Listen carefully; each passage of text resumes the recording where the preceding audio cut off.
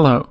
In this lecture, we're going to look at a few examples of how Confucian virtues can be put into practice, and then we'll consider some possible criticisms that might be raised against Confucianism. So, briefly to review, Confucianism's main goal, if we think about it as a theory of virtue ethics, is to develop a way for people to self-cultivate. And that's the way to do so is through tradition and revitalizing that tradition, adopt various rituals and ideas that are older and seeing what's of value in them. Self-cultivation is also supposed to promote a better, more stable society because society is made up of individuals. But our focus is on Confucianism as a theory of virtue ethics, and so we've looked at the various virtues identified by Confucius in the Anoics. And these are goodness, rightness, ritual propriety, and wisdom. So I gave an overview of those last time. I'm not going to do that again here, but we will see how some of those come into play in particular cases. And finally, there's a big focus on the family unit in Confucianism and duties or obligations that you have toward your family members. And we'll also see that a little bit in this lecture, how that comes into play. Our first example or case study concerns truthfulness or trustworthiness, Confucian virtue. So there's a few passages about trustworthiness in general. For example, here we have the passage, quote, "I cannot see how a person devoid of trustworthiness could possibly get along in the world." It continues by drawing out this metaphor. You have a cart with wheels, and if it lacks its linchpin, it's not going to work. Trustworthiness serves as that linchpin, and it basically serves to provide a sort of foundation to make everything work. Without trustworthiness, social relations break down. Although trustworthiness is emphasized as a virtue, it's more complicated than just always telling the truth. So here we have a notable passage where it's reported that this guy, Ru Bei, wanted to meet with Confucius, but he sends a messenger. So this is a common practice at the time that you send a messenger to say, I would want to meet with you. Can that happen? And there's also various norms about how to send a messenger, when to send a messenger, and so some of that's in the background here. But in any case, this messenger goes to Confucius, and then Confucius is like, I don't want to meet with this guy because I'm ill. But then it's reported, as soon as the messenger leaves, Confucius picks up his zither, so this musical instrument, and plays it and sings. And he does so in a way that the messenger can hear Confucius singing and playing, and the implication of that is, I'm not all that sick. I'm not all that sick. That's not the reason why I don't want to meet with the guy, Ru Bei. There's different ways to analyze this story, so it's clearly Confucius being playful at the very least. Maybe it could seem disrespectful, but every time we think about a particular case or example in the Anoics or in Confucianism more generally, we want to think about the further context. And so we can sort of treat each example as a sort of thought experiment and think, well, what if Ru Bei did this? Or what if he had done this? What if this was a background fact of the situation? Would this justify Confucius? Or maybe it wouldn't. So really, we should take these examples as a basis for reflection and thinking about various possibilities. One further story here, further elaboration of this story, is offered by Zhu Xi, the Neo-Confucian philosopher, where he interprets what's happened here as Ru Bei doing something incorrect. Actually, two different things. One, Ru Bei has this relationship with Confucius that he doesn't need to send a messenger, so the message might be, you should come to me directly. You don't need to send a messenger. You didn't follow the right procedure, the right kind of ritual practice. There's also a possibility that Rubei committed some unspecified crimes. Now we can use what Jushi has said to think about how we could apply all 4 of the cardinal virtues to the situation. Rubei committed a crime where he's, maybe hurt others. If that's what's happened, then he's failed to be benevolent. Confucius is kind of giving him this message by playing the zither that, you've failed to live up to these virtues. As for the virtue of rightness, we can interpret this as Confucius having internalized what's important, whether certain rituals are important, whether certain signs of respect are important, whether truth-telling is important, and so basically he can order which of these things is most valuable. And so truth-telling is less valuable than giving Rubei this message. And so that also obviously involves ritual propriety. He knows when certain rituals are supposed to be followed, knows when a go-between is supposed to be sent or not, and when you should meet with someone just one-on-one directly without sending a messenger. And all of this exhibits wisdom because wisdom involves a practical deliberation about specific context. And so given various factors, all of which are unspecified in this passage, but given all those factors, Confucius has made a good judgment, or we should presume he's made a good judgment, in the context that truth-telling is not as valuable as other things. And so this is encapsulated in a passage where it is said that, quote, "The gentleman is true, but not rigidly trustworthy." So there's some flexibility here, some context sensitivity in applying various virtues. Our next example also portrays Confucius in a way that might seem surprising. So the setup here is Confucius having a conversation with this duke. And the duke says to Confucius, quote, "Among my people there is one we call upright Gong." So what did upright Gong do to deserve that label, uprightness? Well, the Duke says, when his father stole a sheep, he reported him to the authorities. Upright Gong reported his own father to the authorities. There's a similar case in Plato's dialogue, the Euthyphro. The Euthyphro basically reports on his own father as well. So it's an interesting case where we're testing this value of familial bond.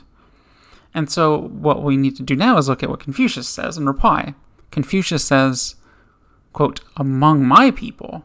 So the Duke is from a different place than Confucius. And so Confucius says, "Among my people, where I'm from, those whom we consider upright are different from this. Fathers cover up for their sons, and sons cover up for their fathers. Uprightness is to be found in this." So this also indicates that trustworthiness, truth-telling, isn't as valuable as other virtues or values in some situations. We can interpret this passage in a couple different ways.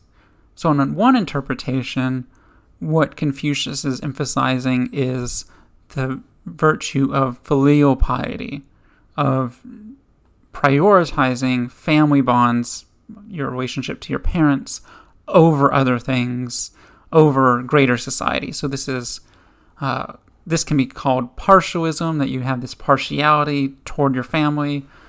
It's also sometimes been called differentiated caring, that you care more for your family, you have greater moral obligations for your family than strangers.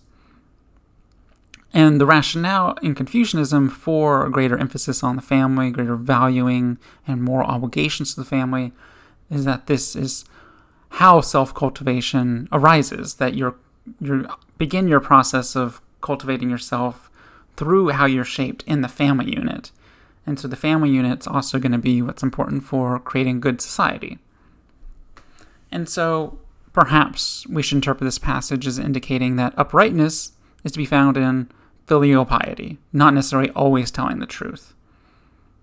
We can offer a different interpretation, however, when Confucius says that uprightness is to be found in this, and like where he's from, we consider this sort of person upright, the sort of person that covers up for their father.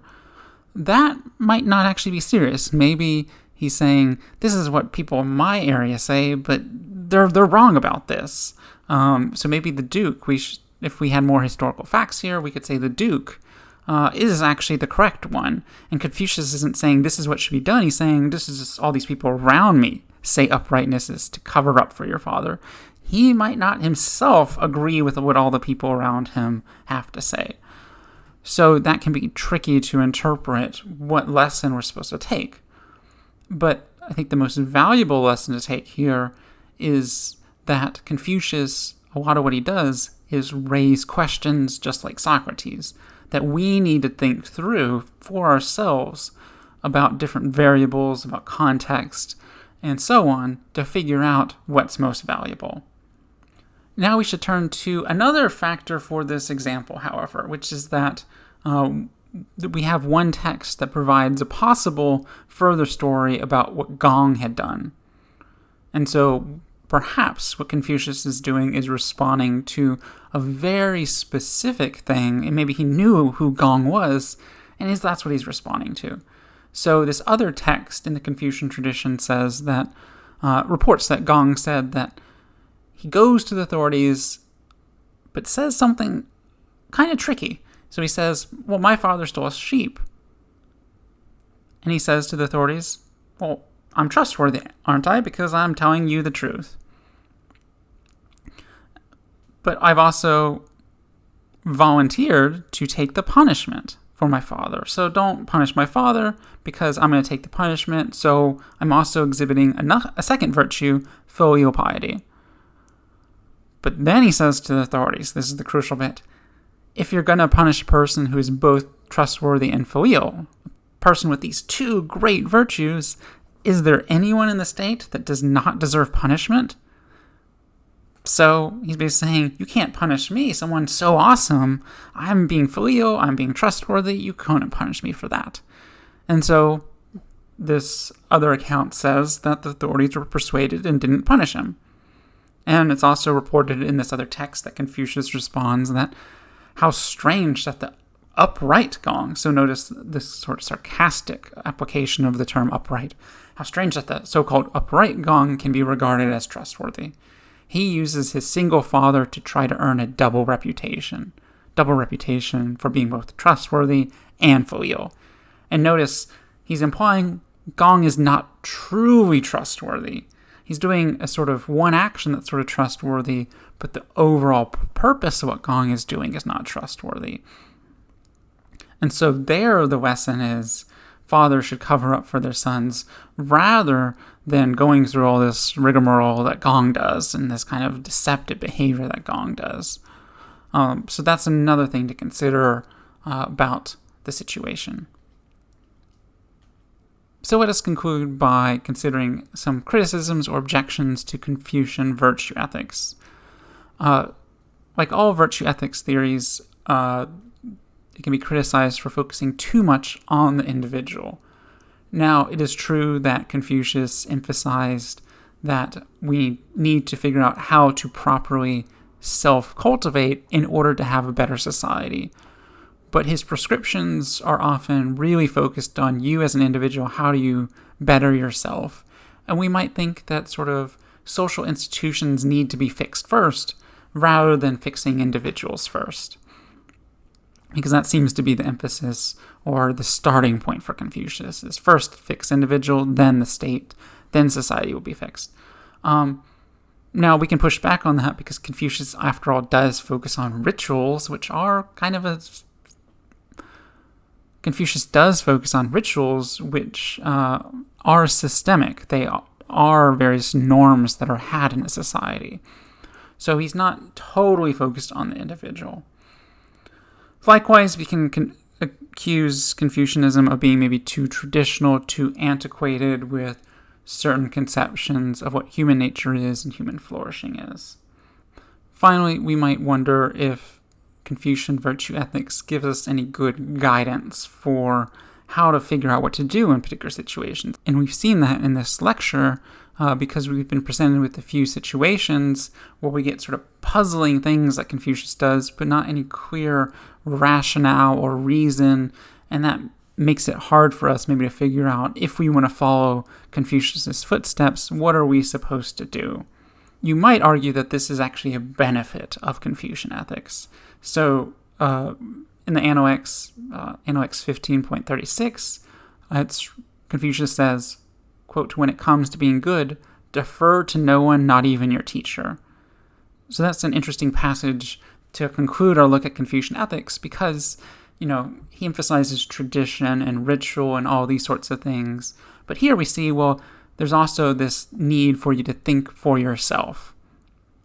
And that's something that is pretty deep in Confucianism, but we can also see how it's important in looking at particular situations because particular situations might involve a lot of different variables that you can't have a sort of formula to figure out what to do, what ethically is best to do in a particular situation. And so thinking for yourself is maybe necessary if we're going to act in this world where context varies so much. So with that, we'll conclude our examination of Confucian virtue ethics in the Anoex.